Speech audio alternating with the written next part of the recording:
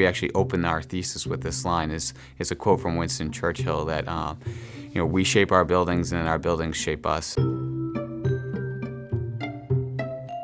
If real estate isn't important, I don't know what is. We live in it, we work in it, we play in it. We're sitting in it right now. I mean, it is everywhere. It's one of the largest asset classes in the world. It's probably the most significant investment that most people make in their lifetime. It's a part of where we make memories and experiences with our families, with our friends. Most real estate developers find it a fantastic profession because you see the physical results of what you are working on. Real estate is one of the few careers where you can make a long-lasting physical difference to your environment. And so we ought to thoughtfully approach the process that designs, constructs this built environment that we will leave to subsequent generations.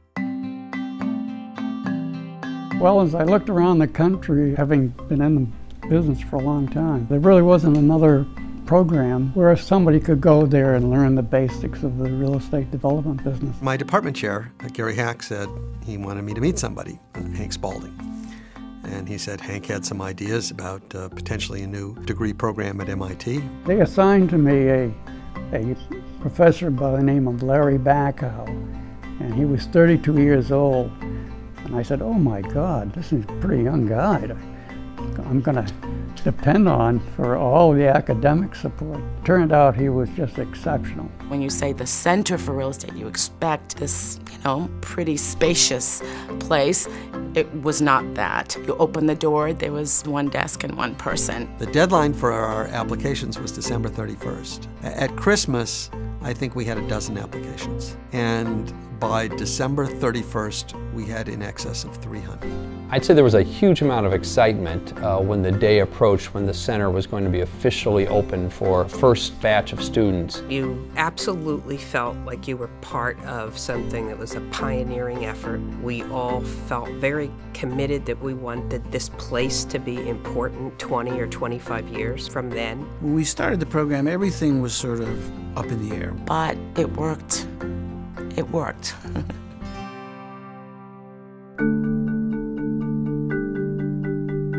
MIT has many strengths. It is an institution where historically the faculty like to get their hands dirty. There's a strong tradition of the institute and its faculty working collaboratively with industry. It's fundamentally really an engineering school. Okay, in the sense that rigorous analytical study of solving problems in the real world. Real estate is exactly that kind of field. It's exactly that kind of application. There was also a recognition that as an institute, we were already touching all the different parts of the development process. We educated planners at MIT to think about how one plans for the evolution of the built environment. We educated architects who design buildings. We educated folks at the Sloan School who were interested in how we financed the nation's infrastructure. Well, real estate actually is the building block of city making, let's face it. It's about building, it's about policy, it's about finance, it's about land. And MIT, being a leader in science and technology, has all of these elements that relate to the future of real estate. And we start thinking about health, and we have labs that can do sensored walls where you can get your heart rate and your blood pressure monitored without being hooked up. It begins to allow you to think outside the box about the use of buildings and the use of space in the future. It makes so much sense for MIT to be studying real estate in a serious way because it's such a big part of the real world, and MIT is so much about the real world. Curricula are never frozen in time. You learn how to do things better. Technology changes. It allows you to do things in different ways, and the curriculum evolved right along with it. The real estate business has changed dramatically over the last 25 years. What may have been considered sort of a cowboy business back in the 1960s and 70s has gotten very professional over the last couple of decades. It's been things like David Geltner's transaction-based index or Professor Bill Wheaton's application of econometric modeling to time series real estate data. These are things that were invented here by researchers who now the whole industry is using. We try to cut through all of the specific current comings and goings to understand what are the fundamental principles What are the abiding sort of truths? The best part of the experience was interacting with 30 other students that came from different backgrounds in different parts of the world. Most of my classmates are mid-career people with a lot of experience in various sectors, so we could learn from the classmates as well. The thread that runs through it all is the ability to lead. If you want to be the leader of this orchestra, the conductor of this orchestra, how do you do that? I think that the people that come from MIT are more mature, independent thinkers, more curious and open to new ideas. And in that respect, I think probably even MIT underestimates the quality of that resource because there's very, very little of it. I would compare spending a year in the MIT program to 5 years of real-life experience. When we graduated, I felt very confident in my abilities to perform and succeed.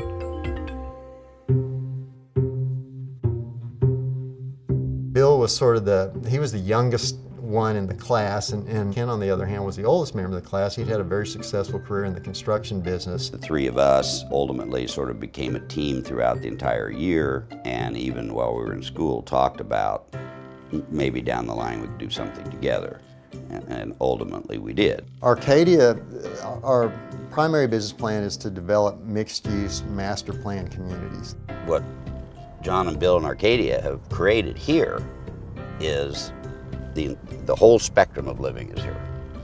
All the choices that any age group or demographic would choose, it's here. You've got to be patient with this. It doesn't happen overnight. It's got to sort of organically evolve and find a pace of its own in terms of how it develops out. The beavers on the bridges, as you see, is a very subtle way for us to kind of express our MIT heritage without being blatant about it. If you look at what we've done over the years, every single piece of everything we've done has been touched by that MIT experience.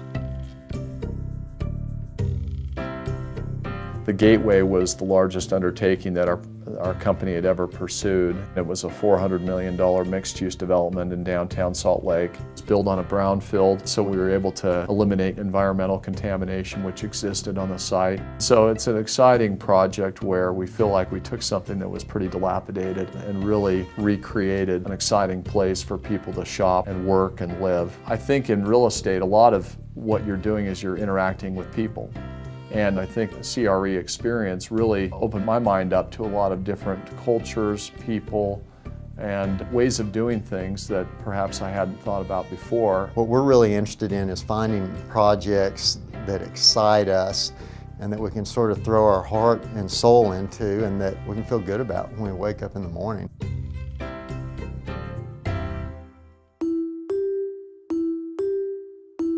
One of the highlights of the center is its ability to look out and foresee the future, if you will, for the real estate industry, and sustainability is a good example of that. And in the past, it's not been something that the market was really willing to pay for.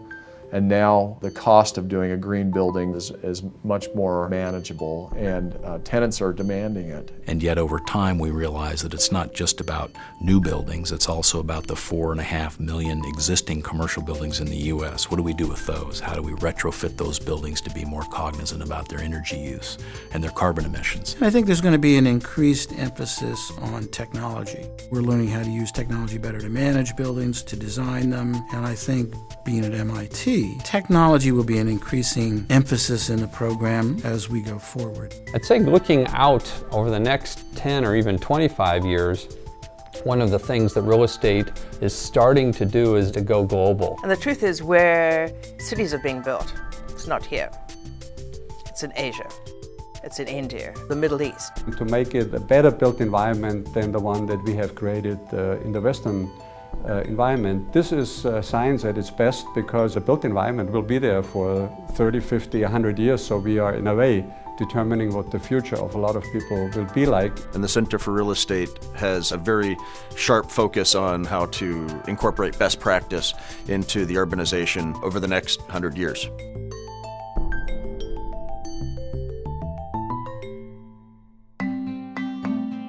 I think it's important looking back to understand that this is a pretty fragile enterprise when it started. We had to persuade lots of people that this could happen, but it has succeeded. In some ways, by being the first mover and innovator, I think MIT has never really lost the sense that real estate innovations happens here. It's the day after day execution of all the things that go into making a great real estate professional, and the impact that those individuals can have on their communities is what will make the center transformational over time. Our entire business philosophy is based on the pursuit of excellence, which without question evolved from our experiences at MIT and our classmates. I would never have guessed 25 years ago that we were going to be sitting here today talking about 25 years, but it's going great guns.